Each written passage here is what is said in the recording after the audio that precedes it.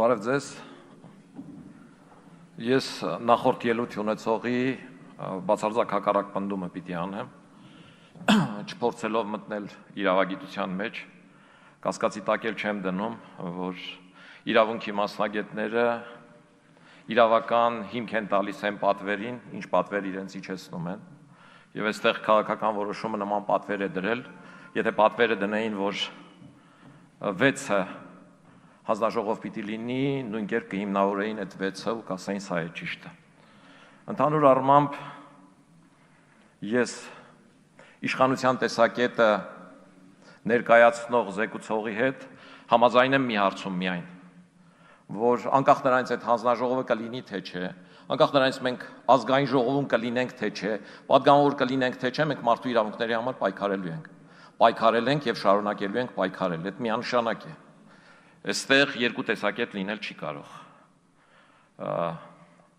Իմ գործընկեր Էդմոն Մարուկյանի ինչու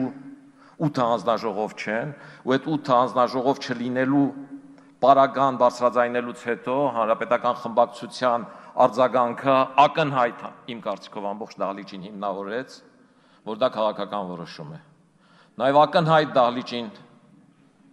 դահլիճի համար հիմնավորում էր պարոն Ուրիխանյանի առաջարկը, երբ որ ասեցին, որ այդ որոշողը մենք չենք, այ խմբակցություններով թող գնան որոշեն։ Այսինքն որոշել են, ասել են, հիմնավորել ենք այսպես։ Ես ուզում եմ հասկանալ, լավ, նախագահը ձերն է,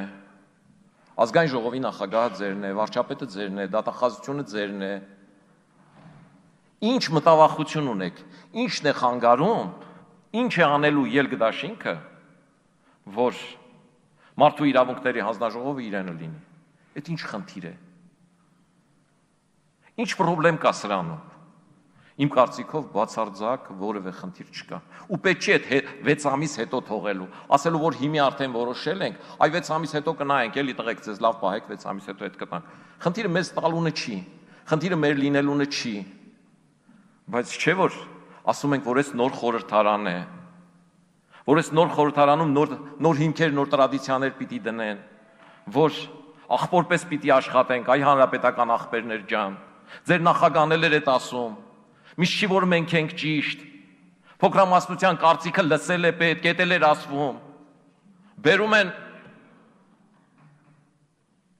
հաշվից հանձնաժողովի խնդիրը ասում եք չէ, մենք շատ ենք, պիտի մենք շատ լինենք, ես այս ձևա, պիտի այս ձև էլ գնա, առաջարկում ենք թեկնածու, ասում են ինչ հիմք, մեծամասնությունը մենք ենք, դուք թեկնածու ունենաք, Դոնթի Բանաձևը օրինակ դարձրած ձեր վարչապետի խոսքով ասեմ, դոմպելով գնում եք, հետո ուր եք հասնելու այդ դոմպելով, ինչ է տալու այդ երկրին, ինչ որ բան է փոխելու,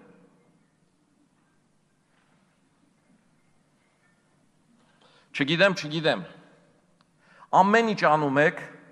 որպեսզի հիմնավորեք, որ քանի որ այստեղ դուք մեծամասնություն եք, դուք շատ եք, մնացածն ավելորդ են, մնացածը անելիք չունեն, իզուրել գալիս են, դուք ոնց ուզեք այն ձև անելու եք, դուք եք որոշողը ու որոշումը ձերն է լինելու, այ դուք եկեք տեսակետներ ասեք, մենք էլ գանք նենց գիտական,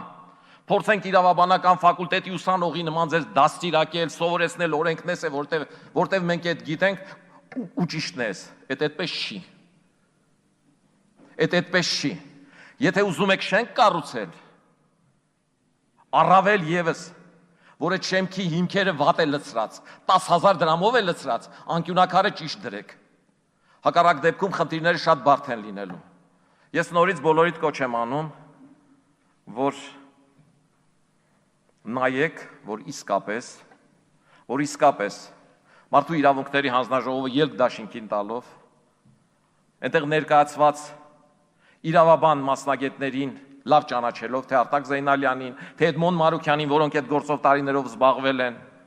թե Նիկոլ Փաշինյանին, որը անընդհատ բանտերով պտտվել է, Հայաստանի Հանրապետությունը այդ ոլորտում կունենա լուրջ առաջընթաց։ Այս այն թեման է, որ իսկապես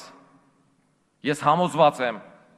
որ կբարձրաձայնվի նաև աշխարհով մեկ։ Այս այն թեման է, որ օգուտ կբերի։ Այս այն թեման է, որ հանրության մեջ տեսակետ կփոխի։ Կանեք դա ապրեք, չեք անի, ձեր գործն է, մենք էլի մարդու իրավունքները պաշտպանելու ենք, շնորհակալություն։